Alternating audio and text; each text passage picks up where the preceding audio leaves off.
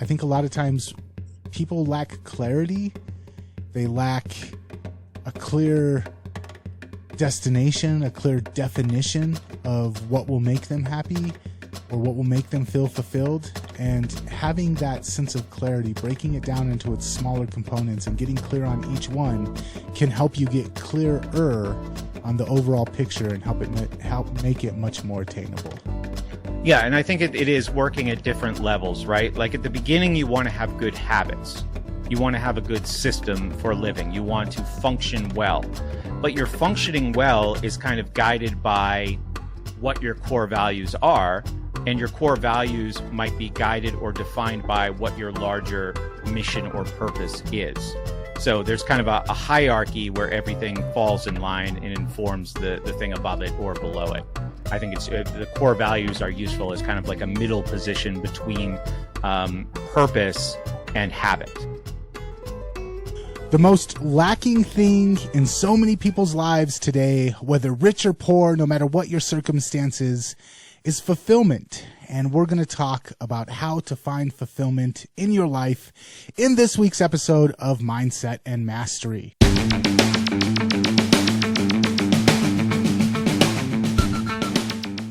I'm Nathan Frazier. And I'm Brett Vanat. And welcome back to another episode of Mindset and Mastery. And Brett, today we're going to be talking about fulfillment. And I don't know about you. Maybe I spoke too soon or spoke for both of us at the beginning of this episode.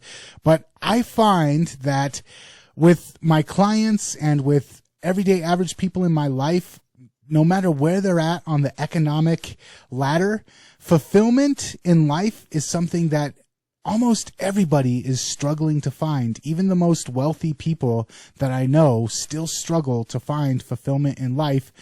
And on the flip side, I have a couple of friends who don't make very much money, don't have the best jobs, but do have a lot of fulfillment in their life. And it kind of goes contrary to what most people assume. But I wanted to kind of pick your brain and have a conversation back and forth about this topic. But before we jump into it, I want to know what your experience is. Maybe if it's not too much to ask about your own life, but with your experience with others and what your thoughts are on the Great Depression of lack of fulfillment in people's lives out there. Our Great Depression is our lives. I just rewatched Fight Club. It's part of Brad Pitt's speech in the movie. No, I think let's not make a dichotomy between, outward success and internal fulfillment. I think we should strive for both, obviously. I mean, when I made the most money in my life, what was I doing? All right, so I was an educational consultant and I ran a business doing SAT tutoring, and I would help kids do college admissions. And a lot of the time I felt like I was lying and cheating people. And all I did during that time was worry about money. So, like new cars, I had a great place to live, all those things. But, man, it was depressing and stressful in a lot of ways. I also lived in Massachusetts at the time, which is like a ridiculously oppressively expensive state to live in. And so that does not help alleviate concerns about money. But yeah, I found that I was just doing things and I wasn't really grounded in any kind of intrinsically motivated mission or purpose. And if you don't have that, fulfillment is very hard to come by. So I gave up a lot to do what I did with School Sucks for at least the first, 6 or 7 years of doing it. And I felt so much more satisfied doing that than anything that I had done in education, even though, the security and the predictability, the kind of certainty of that work and working for somebody else was, far superior in being a teacher and tutor/academic consultant than going out on my own and doing School Sucks. But the latter was much more fulfilling. I have kind of noticed in my own life a parallel between the more fulfillment I have in life, the more things flow and the more success and the more financial success that I actually find. So I think there might be some sort of correlation, but I think a lot of times people flip the order. People think that once they're successful, they'll find fulfillment. And for me, it's been the opposite. The more fulfillment I look for, the more I consciously and actively create fulfillment in my life, the more successful I become. So I guess with that caveat, I want to just kind of jump into, and we came up with a list of things that you can do out there, whatever area in life you are at, to find more fulfillment in your life. Absolutely. So I think the most important thing in this pursuit is paying attention to what's going on in you and around you. And I completely stole number one from the great Nathaniel Branden, who wrote a book and did a lot of work on what he called the 6 Pillars of Self-Esteem. Now, self-esteem is a term that we might learn, I don't know, in middle school, and we're led to believe that it means pleasing others, getting good grades, doing what you're told, being a good citizen, those kinds of things. And there was a very new agey self-esteem movement in the late 60s and early 70s that was really rooted in self-acceptance, like whatever you are, you're fine. The Stuart Smalley character from Saturday Night Live, I'm good enough, I'm smart enough, and doggone it, people like me. That's not genuine self-esteem. Branden talked about self-esteem in the terms of practices, like things that you do repetitively to demonstrate your worth to yourself. So his list of 6, and the order is very important, was live consciously, practice self-acceptance, practice responsibility, practice self-assertiveness, live purposefully, and live with integrity. And check your behavior against these 6 practices and actually practice these things. Learn what each of them means and practice. But it starts with living consciously, right? Like paying attention to what's going on in and around you.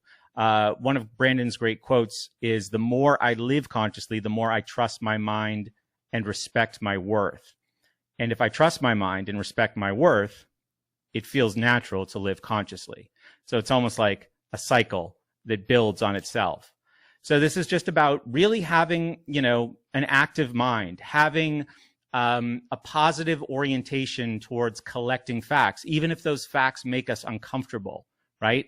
We obviously see a real tendency in our world to withdraw from information if it challenges our beliefs or if it challenges our comfort zones. So this is, all of those external things that we try to bring into our awareness and challenge ourselves with, but also like knowing where we are with respect to, our goals, our projects, knowing if our actions are aligned with our greater purpose, being able to see and correct mistakes. So really like being an active participant, right? A curious participant in your own life. And what's happening around your life is what living consciously is all about. It's what makes those other 5 pillars possible. You really can't do those other things if you're not practicing this first pillar. So I think in any pursuit, in any learning pursuit, in any personal development pursuit, in any entrepreneurial pursuit, like really making this explicit and embracing this idea is an important first step. So that's why I put it at number 1. Yeah, and I remember when you did the series on the 6 Pillars of Self-Esteem for School Sucks, I thought it was one of the most powerful, life-changing audio experiences I ever had. Is that still available, or did that get taken down for like copyright issues? No, that was a hoax. Oh. That was somebody. There was somebody stalking me, and they sent me a letter saying you have to take this off your website, and they were pretending to be a lawyer representing the Nathaniel Branden Institute, and so I had to get lawyers, and come to find out that it was all a hoax. So yeah, that stuff is still available. Even though as we record this, I'm in the process of reworking my entire podcast feed. So get to it quickly if you want to listen to it for free. Okay, awesome. And we'll kind of just bounce back and forth. I had number 2 here, and it is the idea of stop thinking you'll be happy when. And what I mean by that, I think Landon Porter, a good friend to both of us, he was the one that really drummed this into my head. We all think that we'll be happy when I have a 6-figure income, I'll be happy. When I have the beautiful trophy wife that I've always wanted, I'll be happy. When I have kids and a white picket fence and my own house, I'll be happy. And the thing about it is every time, if we're the type of person that thinks we'll be happy when we actually meet that win, we'll just find other things to not be happy about. If we're not the type of person who can find happiness now, when we get all of those things that we think will actually bring us happiness, we'll just find other reasons to be unhappy. And I've noticed this, especially with some very successful people that I work with, and sometimes their spouses have everything that they want, and they just want more. They have everything that they thought would make them happy, and they're not happy. And then more possessions leads to more problems. And yeah, I have the great house that I wanted, but now the water heater went out and I have to fix that. And now I don't like the color of the tile and now I need to fix that. And I realized that I'd rather have the Sleep Number bed rather than the foam mattress that I thought I would want. And so the trick to it is finding happiness now, finding things to appreciate now, stopping and showing appreciation for the things that you have now. And when you do get those other things that you think that will make you happy, you'll be a lot happier because you were able to find happiness with those things or without those things. And just personally for me, I've noticed that the people who can find happiness in any situation, even when it's not the most ideal situation, those are the people that actually find happiness when they hit their win point, like the I'll be happy when point. But of course, we always continue to build and find new challenges and whatever the case may be. But it's just been my experience. The people that can find happiness, even when the situation isn't exactly how they wish it would be, when the situation gets closer to how they wish it would be, those are the people that are able to actually find happiness in that situation. Yeah, there's an old Chinese proverb. It's something like, look out at all that you want from the mountain of what you already have instead of from the valley of what you don't have. Mm-hmm. That's not a Chinese proverb. I made that up while you were talking. I don't know. It sounds like one. But okay, so this is a very schooled mindset, right? I'll be happy when. Because from the time we're like 5 or 6 years old, we're told, do what we say, you'll thank us later. And people live lives of basically deferring happiness for some other point. Even our week is structured this way. Not ours, but, you know, a lot of people live like, thank God it's Friday kinds of lifestyles, right? And then it resets and it happens again. But I'll be happy when I graduate, and then I'll be happy when I get a degree, and then I'll be happy when I get a job, and I'll be happy when I go on vacation, and I'll be happy when I retire, right? The ultimate deferral of happiness. So people live their lives this way, waiting for this happiness that will come someday. And I really think that sets into our mind from a very young age, like, how dare you have any expectation that you're going to be happy now, first grader? That's not what this is about, you know? Mm-hmm. So you need to find happiness in your situation. The gratitude practice is very, very important. That mountain that the ancient Chinese spoke of all that you already have, right? Mm-hmm. Is a good starting point, a good vantage point for, your ambitions each and every day, instead of like starting from that deficit of, well, look at all these things I still don't have. Look at what I've built. Look at where I stand already. Mm. Yeah. And as high achieving people, we tend to stay focused on our goals. We tend to stay focused on the mountain top. The whole climb, we're looking up at the mountain top, and it can look pretty far away no matter where we're at on the mountain. We don't take enough time to stop and look back and see how far we've actually scaled so far. And so just that gratitude practice, that stopping and saying, yeah, I might not have all the things that I want. I might not have achieved all of the things I want, but man, I've been able to achieve a lot, and I do have a lot to be grateful for. And being able to say, I'm happy right now, even though it's maybe not the exact situation I want to be in, I'm happy. And then, yeah, there's just a lot of power in being able to remain calm and remain happy, even when the situation isn't exactly how you wish it was. Yeah, this is a great transition to number 3, actually, which is find a mission, or Yes. that could be a purpose. Do you think like mission, vision, purpose are synonymous? Kind of. I think that purpose is something that's harder to grasp, but a mission is something that's easy to grasp. And a mission can be something as simple as, I want to build my email list. I want to get rid of this extra body fat. I want to build a business. I want to make sure that my lawn looks better than the guy's lawn across the street. A mission can be something simple, but finding something that you can do, finding something that will bring a sense of achievement is important. I think a lot of us, we don't have that. Everything's taken care of for us, and it's something that I think is going to continue to get worse as technology evolves. The way that we live life modernly is kind of like playing a video game where we almost don't even really have to play. We just have to hold down the right side of the joystick until we get to the flag at the end of the level. We keep eradicating all of the pits that we might fall into. We keep eradicating all of the enemies that we should jump over, all of the platforms that we should jump from one to the next. We keep safetyizing and easeifying, those are words I just made up, the lives that we live.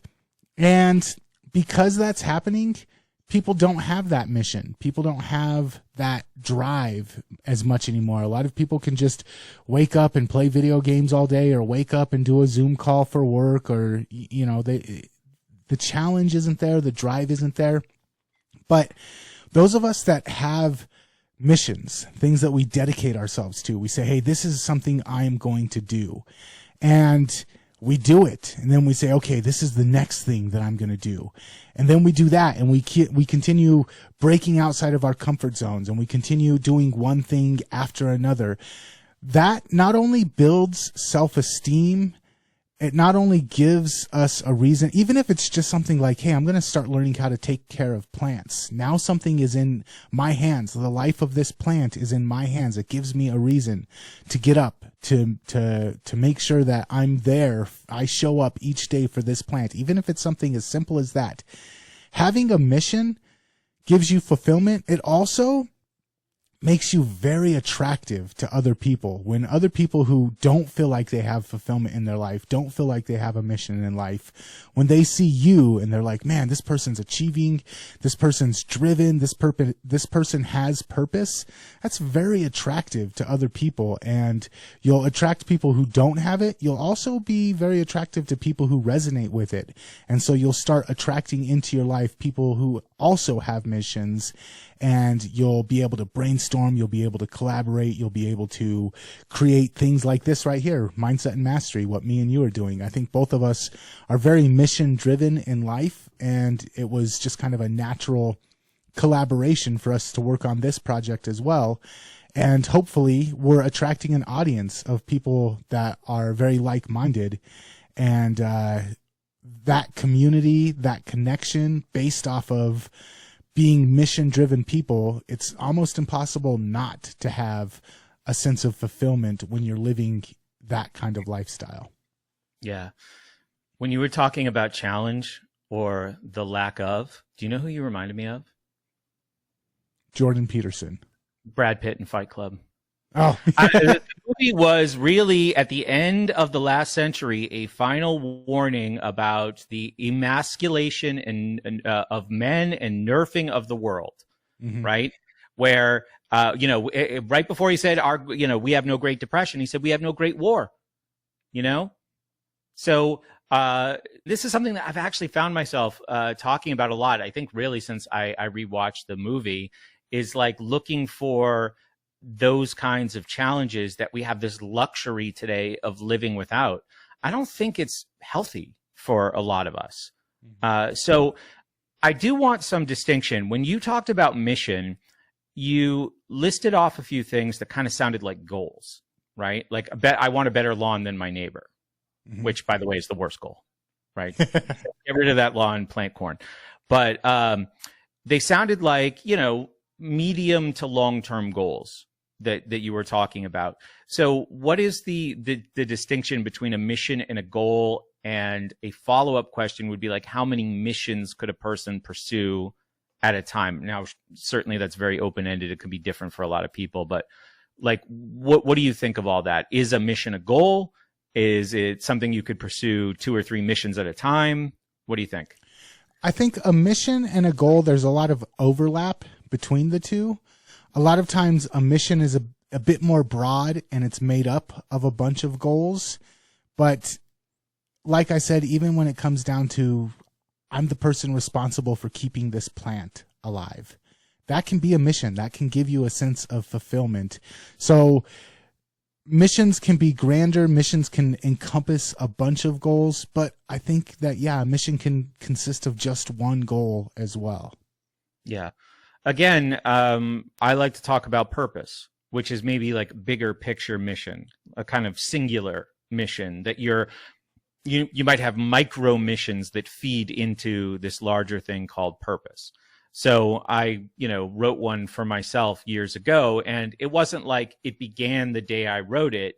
The day I wrote it was the day I looked back at like what motivated me, what I was pursuing, what I enjoyed, what I wanted to avoid because I didn't enjoy.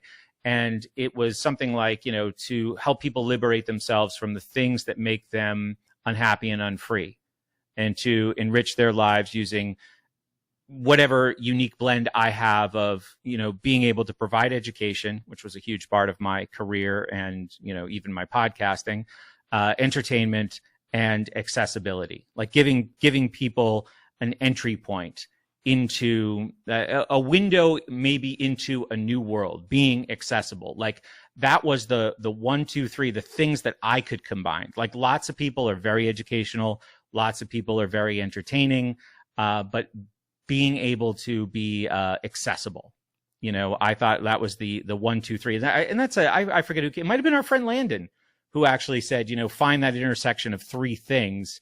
And, that's your, what does he call it? Genius zone, right? Like, the thing you love to do, the thing you're good at doing, the thing that people want you to do. But, so I think thinking about, a broader purpose is important here too. And I don't know if vision is, it's hard to define, but the more self-reflection you do, the better you know yourself, the more you, number one, live consciously. I think the better shot you have at actually bringing something like that into focus. Yeah, absolutely. So let's move on to number 4 here. And this one is one that I know is very important to you. Absolutely. This is something that we actually talked about in our Mindset and Mastery Summit that we did last year. And we'll be talking about more in Mindset and Mastery in the future. Know your values, or what we call guiding principles. So purpose or mission often seem like big cups to fill, right? A purpose or a vision is a lifelong project. So make sure that you're filling smaller cups along the way. I think I first heard about this from a guy named Taylor Pearson, but if people just, search for core values, you could generate a lot of lists, a lot of ideas of what core values are, or you could, completely make up your own just through some exercise and self-reflection. But it's really, really helpful in, being able to make decisions, to know the things that are important to you. If a big decision is upon you, like identifying and reviewing core values is really, really important, I think, especially if you have a difficult choice to make between a couple of things. But the core values are also the things that you're trying to satisfy every day, like in every increment of your work that serve a larger mission or a larger purpose or a larger vision of your life. So most people say identify, 5 or 6 core values and let them be your guides in decision making and goal setting. So what I really like about that is the idea of breaking it down into smaller things and getting clear about those smaller things. A lot of times, if something looks too daunting or if something looks like it's just too much for us to take on, we'll just throw our hands up in the air and give up. But if you break it down into clearly defined, micro missions, I don't know if that's the right word, that makes it a lot more attainable. And it also gives us a clarity. I think a lot of times people lack clarity. They lack a clear destination, a clear definition of what will make them happy or what will make them feel fulfilled. And having that sense of clarity, breaking it down into its smaller components and getting clear on each one can help you get clearer on the overall picture and help make it much more attainable. Yeah, and I think it is working at different levels, right? Like at the beginning, you want to have good habits. You want to have a good system for living. You want to function well.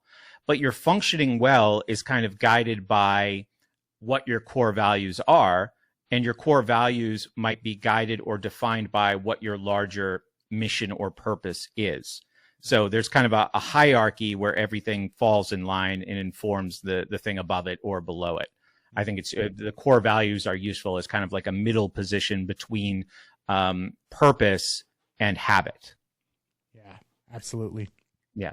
So the next one that I wanted to talk about is being the type of person that deserves what you want out of life. A lot of us, even if we're kind of fuzzy or maybe a little bit more clear with ourselves about what we want, we aren't acting in alignment with that. And we're not being the type of person that actually deserves that. And I think that subconsciously we know that we're not, or we believe that we're not the type of person that deserves those things. And so even if we accidentally get them, we self-sabotage, we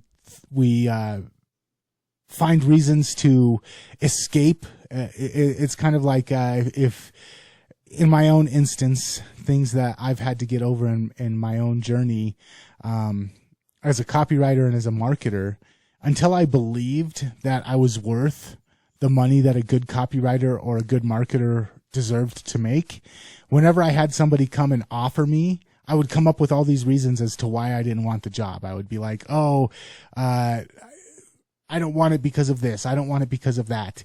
But at some point, I had to get real with myself and be like, the reason that you don't want it is because you don't deserve it. The reason that you keep putting these opportunities off, or the reason that you keep avoiding these opportunities, is because you don't believe that you deserve these opportunities. You don't believe that you're good enough. And I see people do this with relationships, people that get into toxic relationships over and over and over again. The type of person that can walk into a room of 100 good people and find the one bad person and go home with them that night. A lot of times it's because that's what we believe we deserve. So we know that we want something better, but we don't believe that we deserve something better. And so we sabotage that. And the easiest fix that I've been able to come across in my life is to be real with myself and be like, why don't you think that you deserve that? And what kind of person does deserve that? What would you have to do? What would you have to be in order to be someone, to feel like you're someone who actually deserves these things that you think will make you happy, that will bring you fulfillment? And then ask myself, am I living in alignment with that? Are the actions I'm taking in alignment with that?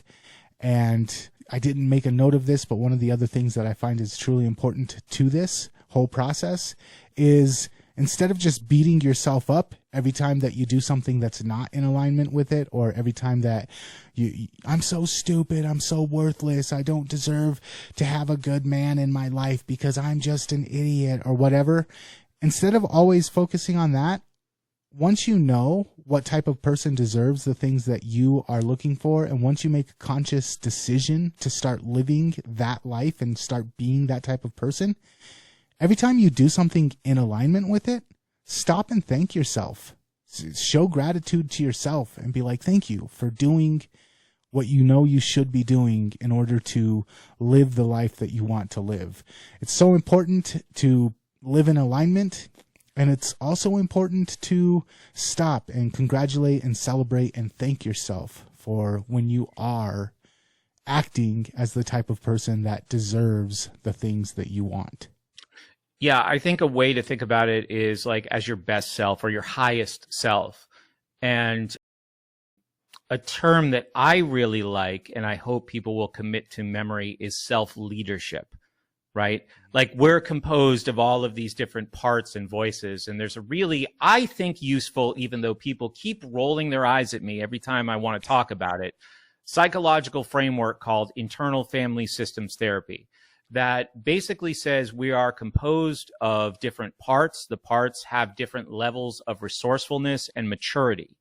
And if you've ever seen a show like, what was that Netflix show with the kids that was real popular? Stranger Things, right? And you have this number 9 or whatever her name was.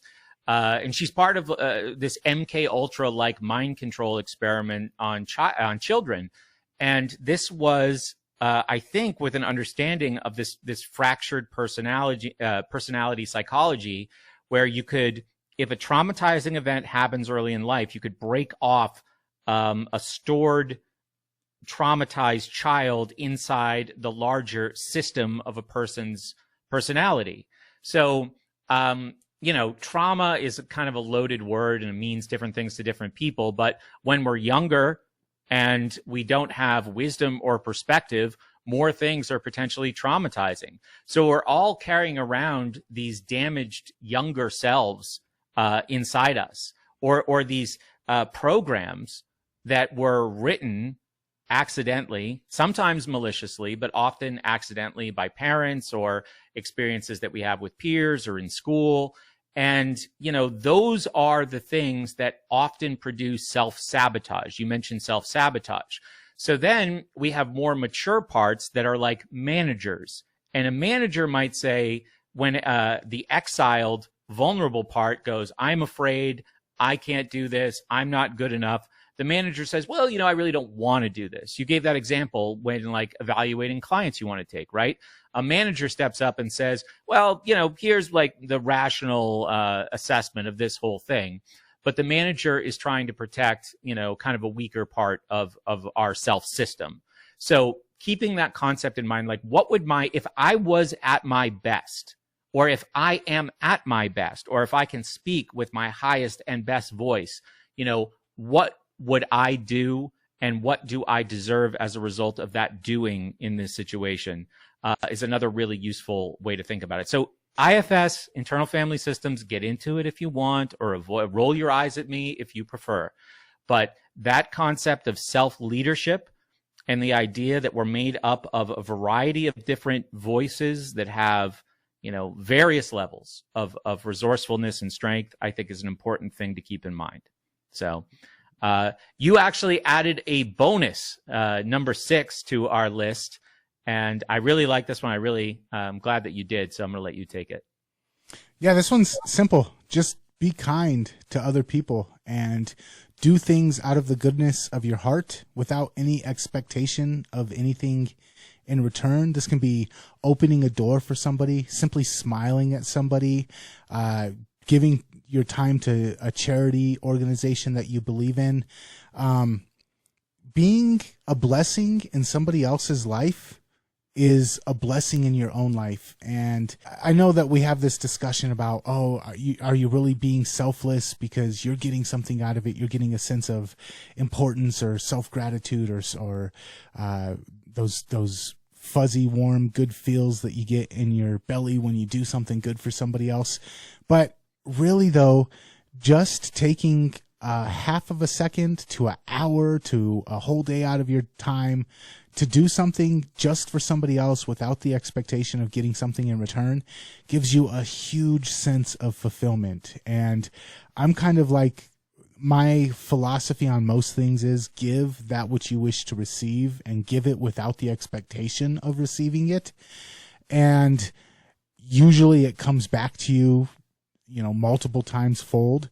So for me, whenever I have the opportunity to tip large and make somebody's day, or hold a door for somebody, or just smile at somebody, or take somebody's negative energy and try and, instead of reflecting it back to them, reflect back to them kindness and empathy and love. And I don't know, man. When I started doing that, this was probably 20 years ago, when I made a conscious decision to start just giving and being kind as often as I could, even just to random strangers who could not do anything in return for me. All of a sudden, I started feeling more fulfilled. I started feeling like, not like a sense of self-importance or anything like that, but just a feeling of, oh, my life did matter. My smile made that person, it turned that person's day around. Me opening the door helped that old lady. And when you realize that you're part of a community, your actions have an impact that maybe you don't even realize. I'm going to tell a slightly personal story. One of my friends, years ago, her mom got diagnosed with a terminal disease. She was having a horrible day. She felt like her brother and her sister weren't helping her, and she was just basically at the end of her rope. She just was almost at her breaking point. And she calls one of her friends and she's like, "Hey, can you babysit my kids for just an hour so I can just get away?" And really, she just wanted to go out to her car and cry, and she didn't want to cry in front of the kids. And she decides to drive and get some coffee from one of the little coffee shops that we have. And when she pulls up to get her coffee, the person in front of her paid for her coffee, not knowing that she was having a bad day, just because it was like a pay it forward type thing. That person has no idea how they impacted her. But I was just talking to her yesterday, and she still remembers it. And it's still, it brings a tear to my eye when I'm talking about it. But just a simple act of kindness that you don't even realize, but impacts somebody to where they're still talking about it 10 years later, and it still affects them 10 years later. We just have so much power in kindness, and so much ability to achieve fulfillment in simply being kind to each other. Absolutely. Nathan, there's an old Indian proverb: be the change you want to see in the world, right? Gandhi. Yeah. That's true. That was real. I can't take credit for that. But the way that we can translate that into a lot of the language that we use, since that has unfortunately become a bit of a cliche, even though it's some of the best advice I think we'll ever get, is like operate in your sphere of control. Right. So we can very easily direct our focus to all the things that are wrong in the world, all the things that we wish were better or improved in other people's behavior or thinking. The best we can do is act it out for ourselves, right? To really like test our conviction to, do we want a better world, or do we just want to, point our spear at people who aren't like us? And we should challenge ourselves to do the former, to really like, I do want a better world, and I will demonstrate that person by person, interaction by interaction. Take it into the things that you actually can control and act. That's very important. Yeah, absolutely. Okay. First of all, thank you for bearing with me while I got all emotional there for a minute towards the end of the show. And we do have a website where we have some free bonus material if people want to learn or dive down this self-development rabbit hole a little bit more. Where's the best place for people to go if they want to get some more stuff like this from us, Brett? mindsetandmastery.com, where they can get our North Star Avatar training, and they can also get on our email list so they can receive updates. There's also a link, if you're watching us on YouTube right now, there's also a link to subscribe to our podcast. Take us with you in your pocket. via podcast. I would love to be in your pocket. I would also love to get all up in your ear holes. So give us that opportunity. Subscribe on your favorite podcast app. And until next time, we will catch you later. Catch you later.